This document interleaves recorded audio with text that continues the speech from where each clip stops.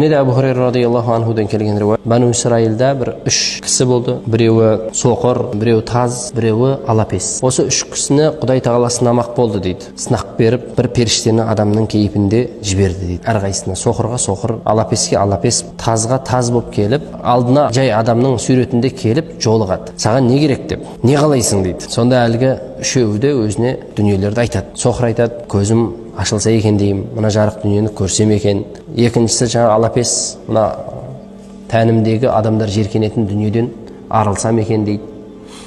Үшіншісі шашым реттелсе екен, таздықтан құтылсам екен, адамдар осыны кемістеді деп үшеуі де сұрайды. Мал мүліктен не қалайсың десе, бірі жаңағы түйені сұрайды, бірі сиырды сұрайды, соқыр болса қойды сұрайды. Сөйтіп үшеуінің де дертінен Құдай арылтып, үшеуіне сұраған нәрсе беріледі. Араға біраз уақыт салып, әлгі періште жаңағы бірінші айтқан кейіпте келеді. Соқырға соқыр болып, тазға таз болып, алапеске алапес болып қасына келіп көмек сұрайды. Анау бай, түйелер жүр жайылып, көмек сұрайды. Мен жолда қалып қойдым, мұқтажбын, маған көмектесші дейді. Сонда әлгі алапес, менің қазір жағдайым қиын дейді. Сені мынау көп түйелерге қарап алданбай-ақ қой дейді. Бай ғой деп ойлап, мен қарызым өте көп дейді.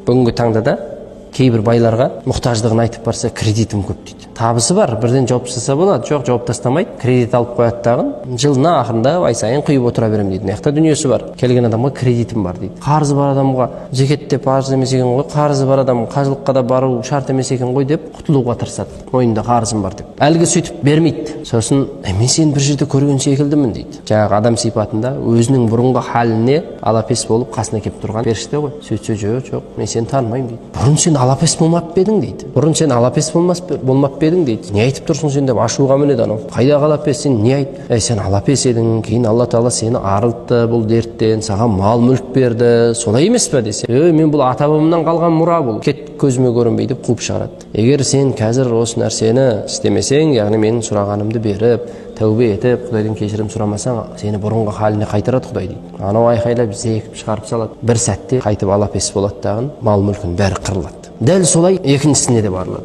тазға да. Ол да сөйтіп сынақтан сүрінеді. Бер Құдай жолына, мұқтажбын десе, ой қарызым көп, бара бер дейді. Мына жүрген сиырлар, ой жоқ, мен қарызым көп, сен бұмен алданбай-ақ қой деп, ол да қарсы шығады. Егер қазір сен тәубе етпесең, Құдай Тағала мұның бәрін сенен алып қояды қайтып дейді. Қайтып баяғы халіңе түсесің дейді. Онда да мойындамайды. Осы істер бізде де өмірде болады негізі. Тікелей періште келмегенмен өмірде болады. Жағдайың жақсы, бір жүрсін, біреу келеді, кезінде сен де сондай халде едің, бірақ сен ұмытып кетесің. Адам шынында да өзінің бұрынғы халіне қарап тұру керек. Неге Құдай Тағала бізді неден жаралғанымызды қайта-қайта ескереді? Жаралған нәрсемізді. Ешкім емес еді. Бір денеңізге, бір киіміңізге тиіп кетсінші, жеркенесіз. Бір тамшы су әкенің белінен шығатын. Соны қайта-қайта ескереді. Кім едің сен де өзің кезіңде дегендей. Таңдайсың ба, тәкаппарлыққа салынба. Кезінде сен өмірге келдің, қиыншылықтардан өттің. Дәл сол қиыншылықтан өтіп жатқан адам алдыңа келді ма, оны өйтіп зекіме. Алла Тағала сені сынап жатыр. Үшіншісінде соқырға келеді. Соқырға келіп, өзінің бұрынғы халіндегі суретпен келеді. Осылай болдым, қиналып қалдым, маған көмектесші дейді. Содан әлгі кісі дереу мархабан,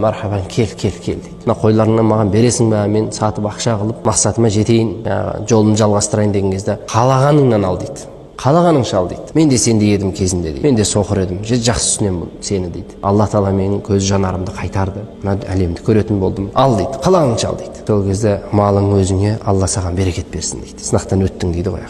Сынақтан өту үлкен бақыт. Ибрахим алейхиссаламның сынағын еске алыңыздаршы. Жалғыз бала, 80-нен асып көрген, қайта-қайта түс көреді, әкеп шақты салып жатыр. Баланың сөзін қараңыз. Әкешім, Алланың бұйырғанын істей бер. Мен шыдаймын, сабыр етем. Мен теріс қарат, мына көлігімді алып анашыма бер, иіскеп жүрсін. Өйтіп айтып жатқан баланы қалай құрбандыққа жібересің сен? Бүгінгі таңда бетінен алып тұрған баласының өзін жүгіріп артынан ойбай балам кінәлі емес деп түрмеден ақ қойып отыр ғой. Біліп тұр баласының соны істегенін, сонда да артынан жүгіріп жүр. Анандай сөзді айтып тұрған баланы қалай қиясың? Я Рабби дейсің ғой, бір дұғам бар еді ғой, қабыл болатын. Сол осы үш жолға бере салшы соны дейді ғой. Ибрахим алейхиссалам сынақтан өтіп жатыр қараң. Аллах Тағала қошқарды түсіріп, түсіңді растадың сен, болды дейді. Ибрахим алейхиссалам.